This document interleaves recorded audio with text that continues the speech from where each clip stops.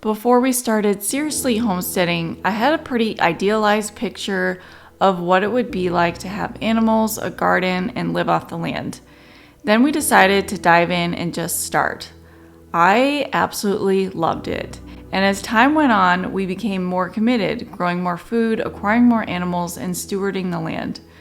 Truthfully, homesteading definitely lives up to the dreamy life I envisioned. But I also realized there are parts of homesteading that are not mentioned in the books because they are just plain hard. We have had so many of those moments over the years. One was the time when I grew hundreds of tomatoes, carefully babying the plants as they grew, only to have them die from too much rain and then bad drainage in the garden. So many times we've thought our animals were safe, only to have a predator figure out how to get in and kill them. This year, we spent tons of hours preparing garden beds, planting, fertilizing, and setting up irrigation on our sweet corn. Then, just when it came time to harvest, a family of raccoons came and ate most of it. As much as I love a challenge, sometimes the setbacks are so devastating. It's enough to make me think twice and wonder if it's all worth it. This week, we got thrown a very different kind of challenge. Also, I don't think I'm going to be able to make the rest of dinner. What? I just threw up a whole bunch. You just threw up? I thought you weren't sick. It was the first time in the last 7 years that we all got really sick while also managing our homestead. And even when we were sick, animals still need water and food. Time-sensitive garden tasks cannot wait, so the work must go on even when we're down. Before I share some of the details of what happened this week, I need to get you guys up to speed on what we've been up to outside. What we have going on is our meat birds have outgrown their brooder boxes, and the original meat bird coop that we have is pretty much out of commission right now. There's some major repairs that need done to that. In the meantime, we have 2 vacant A-frame coops that the layers use, but they're empty right now. Bear and I are going to fix these up because they'll take maybe a half-hour piece. There's just some minor holes that need filled and things like that. So we're gonna fix these up pretty quick and get the meat birds over here, and then they'll have more space to play and eat and peck and stuff like that. Does that sound good? Okay, cool. He's my silent partner today. I'm just kind of bulletproofing, or more or less critter proofing, every corner, every edge of this that possibly could be exposed to outside animals. I'm less worried about our chickens getting out and more worried about critters getting in, because if they do, this is a big meal for them, and it's an expensive meal because these meat birds make up our year's supply of poultry for our entire family. So we want to protect these and make sure that they make it to 12 weeks. We got the outside all fortified. Now I'm going to move it into position on that side of the garden where we're going to have the chicks. Okay, let's switch sides.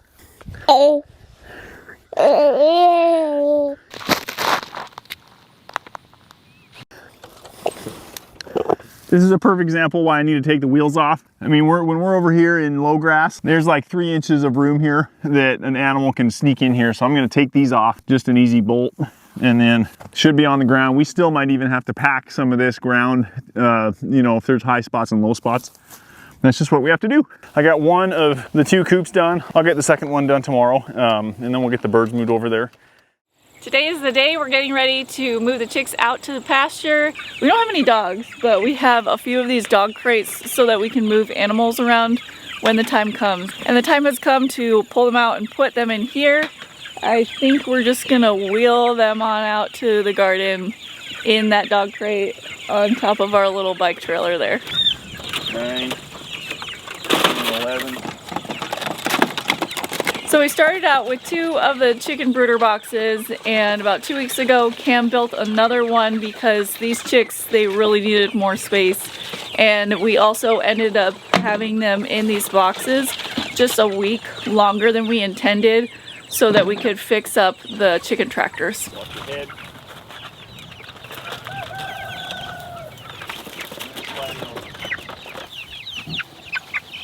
One down, 2 to go. They're so happy in the sun. Like sleeping.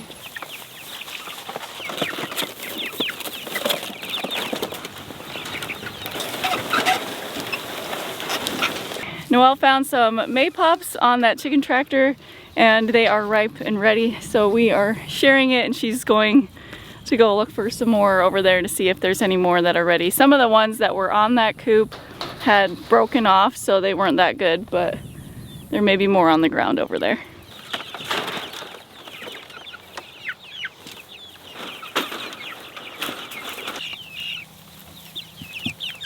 There is one more big task that needs to be done in the garden, and that's planting my garlic.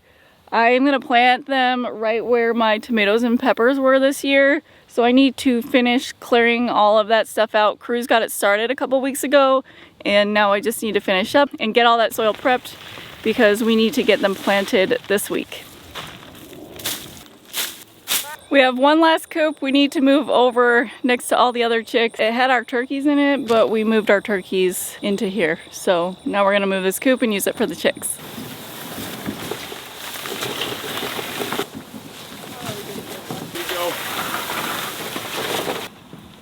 So now we have the chicken tractor in place. We're gonna go and get the last set of chicks. Yes. There we go. Let that stand the whole time.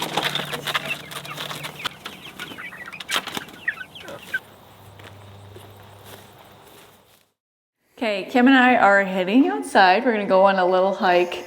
I found what I think is a spring, and I wanna go show them where it is, and we're gonna confirm that right now. Yeah. I wanna thank Vessi for sponsoring this video. They make stylish, all-day comfortable, and 100% waterproof shoes. I'm wearing Vessi's Stormburst low tops, and I was amazed at how comfortable these shoes are. And I love to pair them with Vessi socks because they're moisture wicking and cozy. The most magical part about these shoes is they're made with their waterproof Dymatex technology, so they can handle rainy days, puddles, and they were perfect for this hike since it was very wet as we were searching for the spring. I think it was in this location where I'd seen some of the water like bubbling up, but I can't find it right now. There's too many leaves. So we're gonna walk down a little bit and see if maybe it was a little bit further, but there's definitely a lot of water down here. We'll have to check again in the spring. Yeah. Well, we looked all over and we couldn't find where the start of the spring is, so we're gonna have to come back in the springtime when there's less leaves here. I'm just happy we have a spring here on the property, so that's all that matters. Mm-hmm. So it's really nice to have our Vessis for little hikes like this because even though it was wet and rocky, our feet stayed dry and comfortable. These shoes are easy to rinse and clean after an outing and perfect for any adventure. With the holidays around the corner, they would make a great gift. One of Vessi's best deals of the year is happening right now. Hurry and grab 25% off site-wide with select styles up to 55% off while it lasts. Get your perfect pair by clicking our link down in the video description.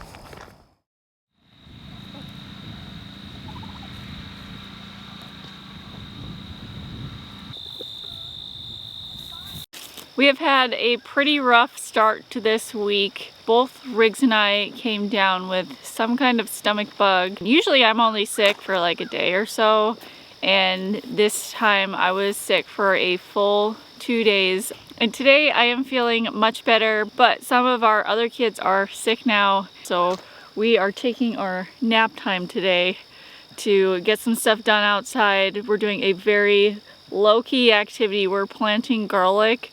Well, Cam is going to help me get the rows prepped because that's not very low-key.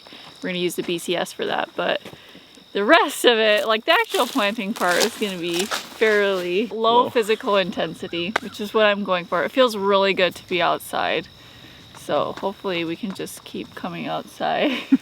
More and more and more. Yeah, luckily Cam has not gotten sick yet. He was taking care of like all the kids yesterday and doing all the chores, all the cooking, all the cleaning. So it is a lot when some of us go down. It's a lot on one person. So I'm thankful that he was still in good shape to manage everything because the homestead still needs to run even when we're down. Mm-hmm. Cam's holding the camera because my arm's getting tired because I'm weak from being sick. Yeah. First, I want to show you guys where we are planting the garlic. We're doing these 3 rows back here. This is where we had our tomatoes and our peppers, and The garden beds are in pretty good shape, but they need to be reshaped just a little bit. So the first thing we're going to do is we're going to put up a string line, and we just measure off of our caterpillar tunnel. We just measure off our caterpillar tunnel over here so it's straight. Good.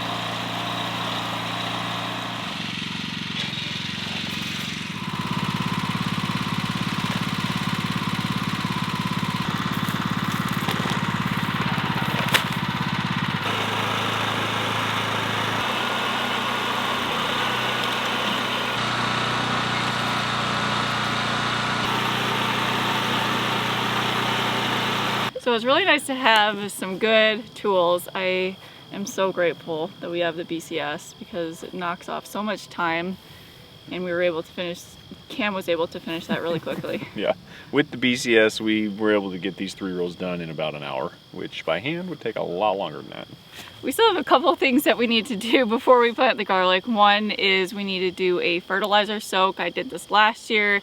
We had an awesome harvest, and I attribute a lot of that to this little extra step that you really don't need to do, but it helps the garlic a whole bunch. We did a sterilization soak first. Now we're gonna do the fertilizer soak. That needs to be done for at least a half an hour, or you can let it soak for up to 24 hours. We're gonna do the fertilization soak probably overnight. First thing in the morning we'll come out and mark out where the garlic's gonna go so that we can get it planted. So hopefully by tomorrow, let's say lunchtime, we'll have all the garlic planted.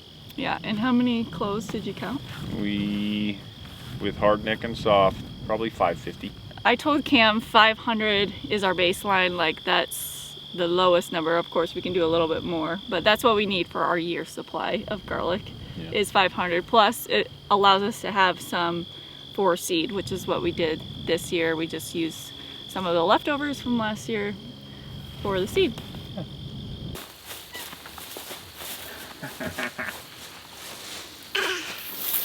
So now we're ready to do the fertilization soak. All you do is you mix up fertilizer according to the instructions on the fertilizer, whatever kind of fertilizer you're using. So you just need to use a liquid fertilizer. So for this ultra, I mix 1 ounce of liquid to a gallon of water. So I add the soil prebiotic, that's one thing, and then I add the actual like liquid fertilizer too. Hey, big boy.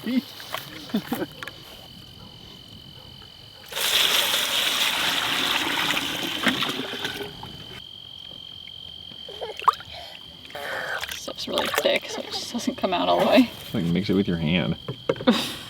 I will. It's fish fertilizer. It's stinky. Okay, fine. We'll use like a stick then or something to...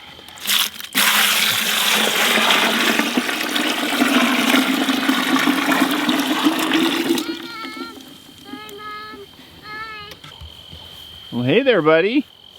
You riding? Yeah. Good.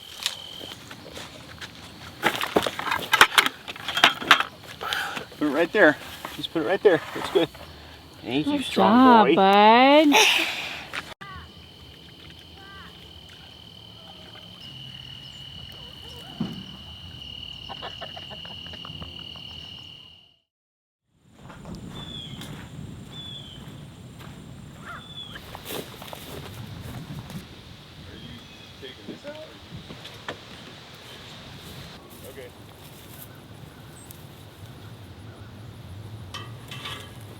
I just marked out all of the garden beds with spacing. We're spacing these 10 inches apart. I did this last year and it just made it really easy to use our gritter tool, and the plants grew really well. So I'm just doing the same thing again this year. Cam has been looking for our little dibbler. We only have one of them and for some reason it's missing.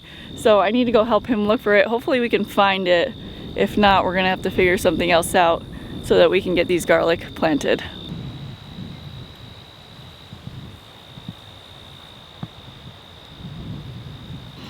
This day is not going according to plan. We spent 45 minutes looking for the metal dibbler tool. It makes garlic planting so much faster and easier that I thought that it would be worth it to look for this thing, and hopefully we would be able to find it. We did not find it. I'm sure it's just buried in the garden somewhere. So Cam took these little wooden dowels and he carved a pointed edge so that we could use these. I just tested it. Doesn't work that well because you really need the handle on the top to get leverage to make a hole. So the other thing that I just took out is I have this soil probe that is kind of like the metal dibbler, but it doesn't have the pointy end. So I'm gonna try this and see if this works. If all else fails, I can use my soil knife. It's just a lot slower than using the metal dibbler. So the other thing that's going on right now is Cruz just came back from work early today because he said his stomach hurt. He was one of the last ones in our family who had not gotten a stomach bug, and Cam just went inside and said he is feeling sick. So he was all excited because he thought he was immune, but apparently he is not. Being in a house with sick people all week, he got it too. So unfortunately, I think I'm going to be planting most of these by myself. Cam said if he started to feel a little bit better, he would come out and help here and there, but I think I'm pretty much on my own for this.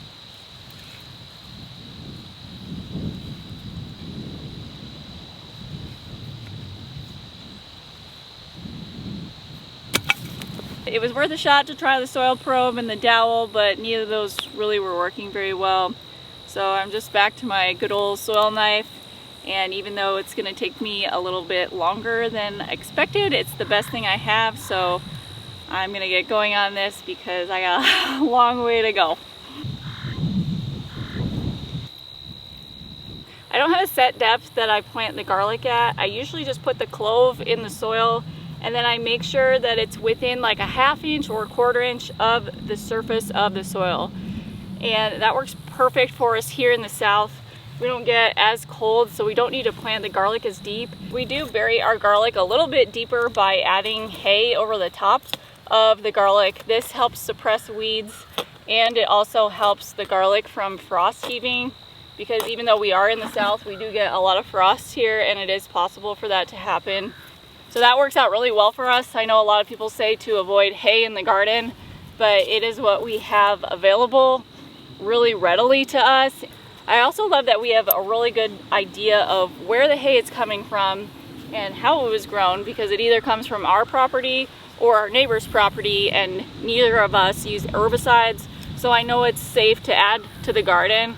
Okay, I got 2 full rows planted so far. This is all hardneck garlic, and the last row here I'm going to be planting softneck garlic, and I need to come back and cover all these holes with the soil. The original plan was to cover it with hay today, but that's not going to happen since Cam is down and out. He is the one who usually goes and gets the hay with the tractor. I am not confident in doing that, so we're just going to wait until he's better to do that part of the job.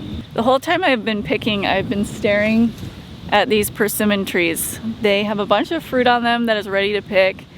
These persimmon trees, they were here when we moved here, and they are not the type that are really good for eating until they hit one point of the year. They have to be almost over mature and kind of squishy and wrinkly to be good to eat. Otherwise you get really bad cotton mouth, because these are the American type of persimmons, I believe. They're just small. So I'm gonna go grab a couple and see if they taste any good.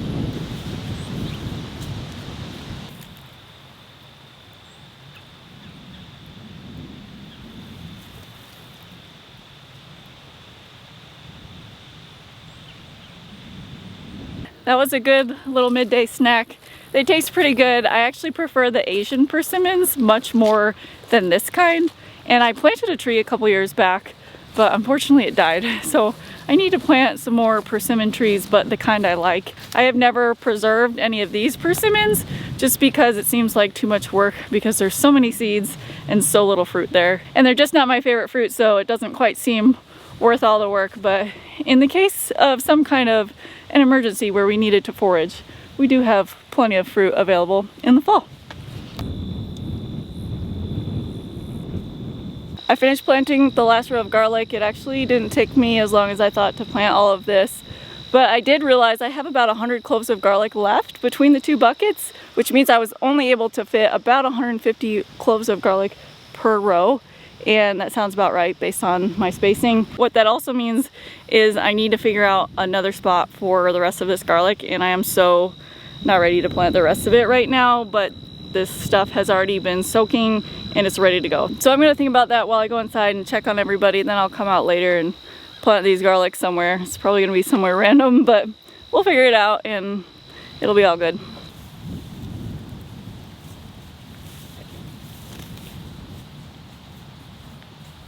This is really the first time since we started homesteading seriously, meaning growing all of our own food, that all of us have been sick at once, and not just kind of sick, but like really sick, where we're not able to do a lot. And luckily it's not that we're all sick right at once. It's kind of been a ripple effect, but during the same instance we have been sick. With me being sick earlier this week, Cam took on all of my responsibilities, so he didn't get a chance to move our cows, and they really need to be moved to a new pasture. If you can tell from this pasture to that one, it's definitely much greener on the other side.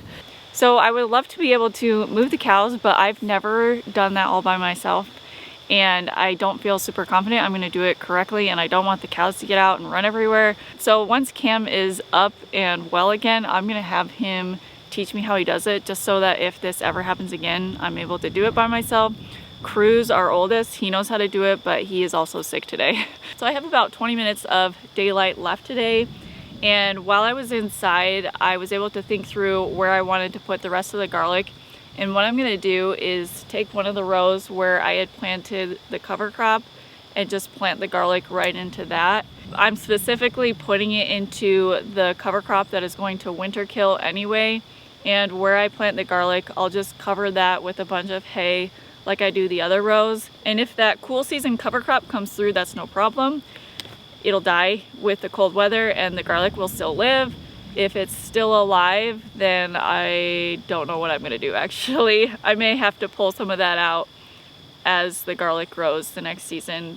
I planted this cool season cover crop with the intention of it winter killing, so hopefully it all does. I could definitely cultivate and remove the cover crop that is here right now before I plant the garlic, but I'm not gonna do that. I just wanna experiment with planting it directly into that.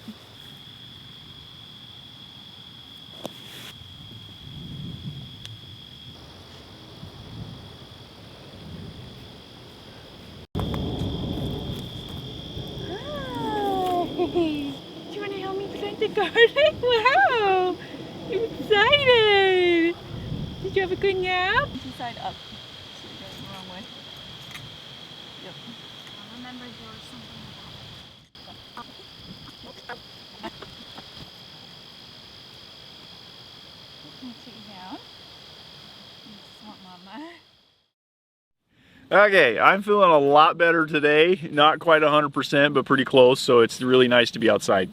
Becky mentioned yesterday when I was down and out that it would be a good idea for her to know how to move the cows. Not necessarily so she'll have to do it, but so she understands the ins and outs to make sure perhaps one of our kids can do it successfully. So we're gonna move cows together today, and I'm really excited.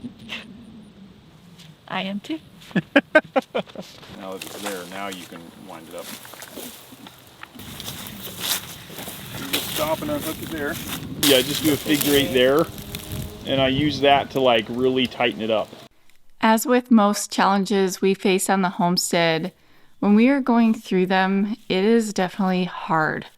This week when we were all sick, Cam and I took turns feeling so overwhelmed because it felt like there was no way we could manage it all. Just like our other homesteading challenges of losing turkeys to hungry owls or an entire crop loss, these obstacles feel insurmountable in the moment. Luckily, the recent sickness that passed through our family wasn't long-term, and we're now back up and running like usual. After these things happen, I often look back and think that it wasn't so bad after all. But the reason I can feel that way is because experiencing all these little hard things on the homestead has helped us build up resilience and endurance. I would never choose the hard parts of homesteading, yet every setback has strengthened us in ways we couldn't have learned otherwise. And I'd never trade who we've become because of it. Yeah, because this is what's going to come here. Okay.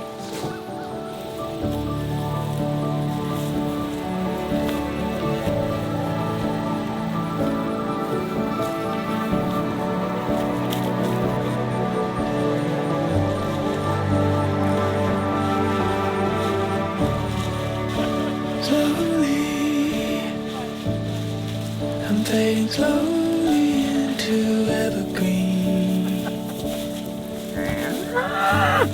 We last forever.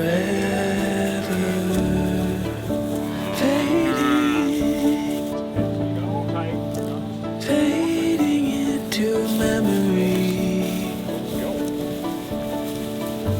Where we last forever.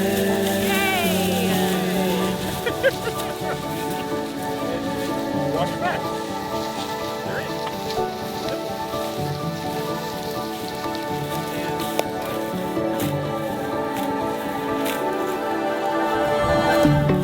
Looking at ourselves in the color field, daylight on the moon, are we really real? We never really wanted till it feels right. All I ever wanted was to make it right.